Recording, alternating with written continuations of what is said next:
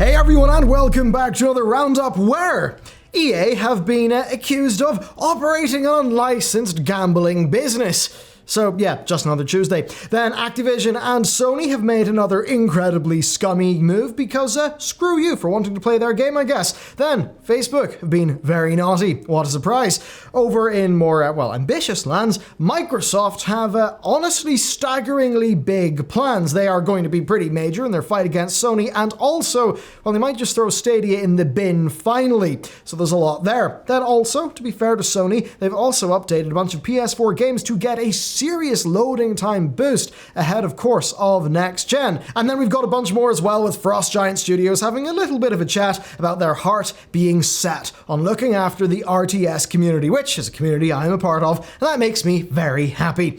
Now, of course, if you want some cool loot and you want to get this month's loot, because this month's going to be over soon, shockingly, bam, Patreon loot, you will get, I think, one of our larger art packs, yeah, and also the Rogue pin. So hey, you play a Rogue in whatever, D&D, then you can get a pin to wear that.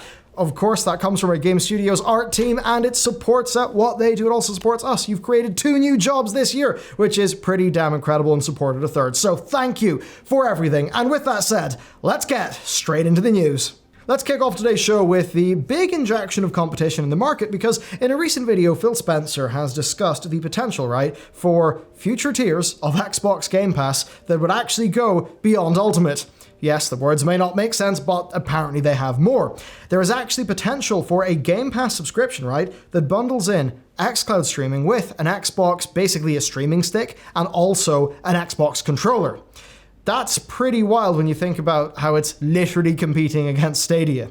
Now, Spencer suggests that we could see lower priced hardware enter the Xbox system, and that does make us think something like, streaming sticks like the Fire TV that, of course, Amazon Luna will run on, and of course the Chromecast that Stadia runs on. Now, this obviously ties into Microsoft's ongoing goal of just reducing gaming's barrier to entry. And a TV stick would, of course, just go into your HDMI port, and that would be that.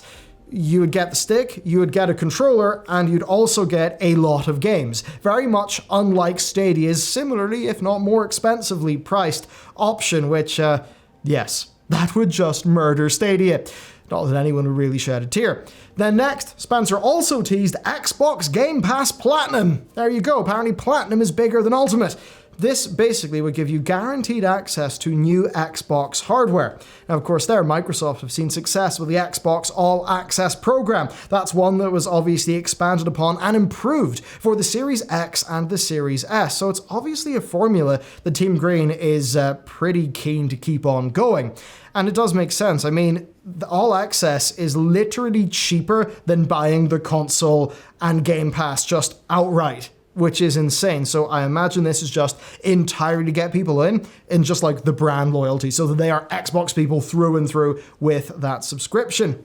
So there's that. Now also, they were actually working on Xbox streaming devices back in 2016, and then they actually canceled the project. Now, this was a $99 streaming stick of some sort that was called Project Hobart, and no reason was given for the cancellation at the time, but I think this newest mention of streaming sticks does suggest that this is an idea that's been rescued from Microsoft's idea bin. Now, of course, so far, Microsoft only offer xCloud as a part of Game Pass Ultimate for $14 a month. And right now, of course, it's only available on Android. Though more are coming. We've got iOS 2021, PC is a priority, and then it will be coming to consoles as well. But I'd say that then just offering you a streaming stick that you slap on whatever TV you're using, and then there you go, you've got your big Xbox library. I mean, that is, unlike Stadia, an additive experience to what you were already doing on Xbox and PC. You could conceivably see a PC gamer with Game Pass actually want to get that streaming stick for the flexibility, right?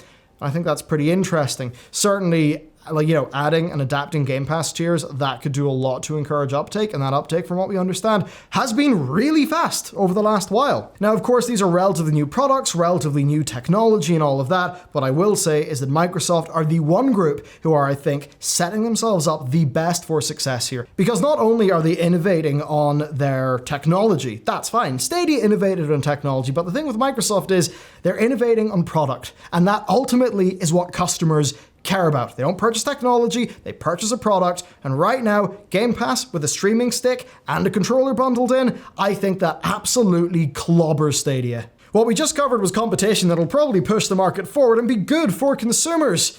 Let's talk about competition that does not do that, because another year, another Call of Duty exclusivity drama, and this one is, I think, more annoying than the last. So, for the upcoming Call of Duty Black Ops Cold War, the Zombie Onslaught mode will be available only on the PS4 and PS5 until November 1st, 2021. 2021, that's a year. Now, Zombie Onslaught is a fast-paced two-player survival mode where players basically face a seemingly unending zombie horde, and it's basically a combo of zombies with the maps from Cold War's multiplayer. I mean, that seems really unique and cool to me, right? You know those maps from your regular multiplayer gameplay, and now you get to do zombies on them. I actually think that could be pretty fun. Not that matters though, because I'm going to play this in PC, not PS5. And that is basically the nature of your annual Call of Duty releases. The nature of Activision's deal with Sony just entitles Sony to exclusive content. But this time actually it feels to me larger than it was with Modern Warfare. And of course, this being a normal thing does not mean that we should just accept it or normalize it. No, this is absolute bull. This is terrible. And of course, in an annualized title, delaying a mode for a year, I mean, that takes it out of the equation pretty much altogether, right? The next fully fledged COD title will be out by the time that Zombie Onslaught is playable on Xbox and PC. Screw that. This is also very much at odds with the franchise's renewed focus on cross-progression, you know, stuff like that, the way that they've moved a whole bunch over to PC for their, competitive scene. What's going on? I mean, Activision say they want Call of Duty to be a cohesive, ever-present brand across all platforms, right, through their premium titles, COD Mobile and Warzone and all of that stuff, while simultaneously locking the majority, I would say, of the player base out of one of the game's modes. Yeah, I mean, right now, they are actually having their cake and eating it too, because this is not going to hold them back, and they are going to get a big stack of Sony money for doing so. So screw that, and screw them. And speaking of sticking the middle finger up to big companies, well, Oculus and Facebook, what a sad situation. And this, you will not like this. And even if you don't play VR, I mean, that this is going on is just wild. So back in August, Facebook, of course, announced that the new Oculus users would have to create a Facebook account to use their latest headsets. Screw that. Now, later it transpired that those had to be accounts that, were in good standing. And users actually reported having brand new, authentic Facebook accounts being blocked once they were linked with an Oculus Quest 2. And this essentially meant that your Quest 2 was a $300 paperweight. That didn't go down well. Yes, and a bad situation got worse when this week Facebook confirmed that if a user deletes their Facebook profile, their linked Facebook profile, it'll just delete all their purchases. All their achievements, their store credits, all that stuff. And this applies to anyone using an Oculus Quest 2 or any Oculus device for the first time, because they will need a Facebook account. Now, existing users on the Quest, the Rift, and the Rift 2, they can delete unlinked Facebook accounts without losing their purchases, but even that has got a timer, because as of 2023, that won't be supported. Yeah. This is a mess. I mean, social media, and particularly Facebook, are under enough scrutiny as it is. And this is obviously an attempt to just muscle in and get user data. Obviously. Facebook, of course, did try to roll out a defense in this one where Andrew Bosworth, their augmented and virtual reality boss, compared the whole thing to basically what Google, Apple, and Xbox do, right? And he just said to pick a favorite. But I think people have got a pretty different view of their Apple ID or their Xbox Gamer Pass or Gamertag even, to what their Facebook account is for a VR thing. I mean, those are two completely different products. So there you go. Facebook bought Oculus. A lot of people were worried. And guess what? Those worries are coming to pass. Fantastic. I love having hope for things in the modern day. Next up, though, a bit of good news. Loading times suck, and we are scoring a victory against them, because with the PS5 right around the corner, it actually looks like some PS4 games are getting a few upgrades, right? So a suite of first-party PS4 titles have been updated in recent weeks. Now, this is presumably, of course, in preparation for the backwards compatibility on the PS5. And they could really be reaping the benefits of the PS5's boost mode, which I think will be a pretty exciting thing. The Last of Us Remastered's initial loading screen has been cut to just 14 seconds. That's down from well over a minute. Yes, a minute. It's pretty rough when you go over to consoles these days. God of War also looks to have got an update too, and right now it's unclear what exactly Sony are doing with these games, but I will say cutting loading times by up to 70% without making substantial changes to file structures is pretty cool, and it absolutely does bode very well indeed for the upcoming PS Plus collection, which of course is, that library of sort of the big classic PS4 games that are going to be beefed up and will be making the most, it seems, out of the PS5. Next up, it's been a mixed while for me and my fellow StarCraft fans, where of course there was the news that Blizzard would be ceasing further development of paid content for the game, but that was swiftly followed by a bunch of ex-Blizzard, and in some cases ex-StarCraft devs, just starting a new studio. Of course, that studio, Frostgiant, has already amassed $4.7 million in seed funding, and that is to make a new RTS game. Imagine being able to get seed funding to make an RTS game. I wonder what... I'm just surprised that that's the genre that investors actually felt comfortable with. Of course, pleasantly surprised. That's pretty great. So, are they picking up a ball after Blizzard maybe, I don't want to say dropped it, but maybe just decided to set it down?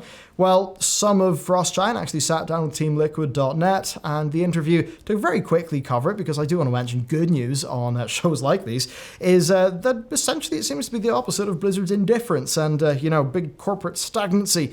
The team basically say they're making RTS because they love the RTS genre, and that's why they made their studio, and they want to see that community thrive. Now, this is a team that's got a huge amount of experience across any number of Blizzard RTS titles, and they say they've got a desire to recapture that magic in a way that serves the community, and I think that's a community that more and more Blizzard are just less interested in. Of course, Frostgiant are in early days. Their game is probably in even more early days, but the team have been very, very open about wanting community collaboration. Here's the quote: "We're going to need the community's help to make this a great game," and that does make me think there's a decent chance we'll see an early beta then, or maybe an alpha, right? Because they seem to really want to get this into people's hands, and if I think back to my period being on the alpha and beta test of StarCraft 2, yeah, it really did benefit from that test, so it's good to see these guys are going to be doing the same thing.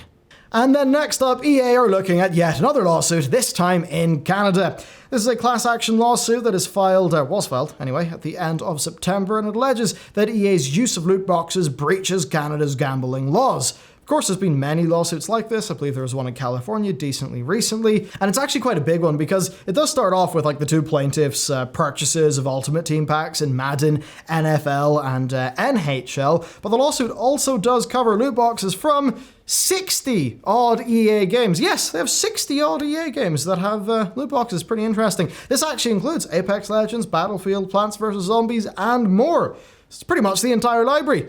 Now, this suit basically claims that purchasing boxes that offer randomized rewards does constitute gambling. Of course, that would be taking the view that gambling is something defined by the recipient of the item viewing that item as having value, instead of it just being, of course, currency or something you can cash out for real money. But yeah, basically, it's alleging that EA are running an unlicensed gambling operation in Canada, and that they have been unjustly enriched by it. Now, of course, unlike Belgium or the Netherlands, Canada has got no laws around loot boxes, nor has the Canadian government actually attempted to look into it. So you could see this as maybe a lawsuit that is trying to get the ball rolling, like, of course, the various UK investigations. So it's going to be very interesting to see where this one goes. And while obviously unlikely, EA, if they lost this, could be forced to pay damages equivalent to what? All the loot box revenue earned in Canada since 2008, which that would certainly sting. It would be pretty juicy to see it happen though, wouldn't it? So, there you go. That is the news. A whole bunch of things happened over the weekend, and yay, now you know what's up with them. So, that's it for today's show. Thank you very much for watching. If you want to support our team and get a whole bunch of cool stuff, then you can get this over on the Patreon. It does help us out a whole bunch indeed. But with that said, cheers, and I'll see you next time.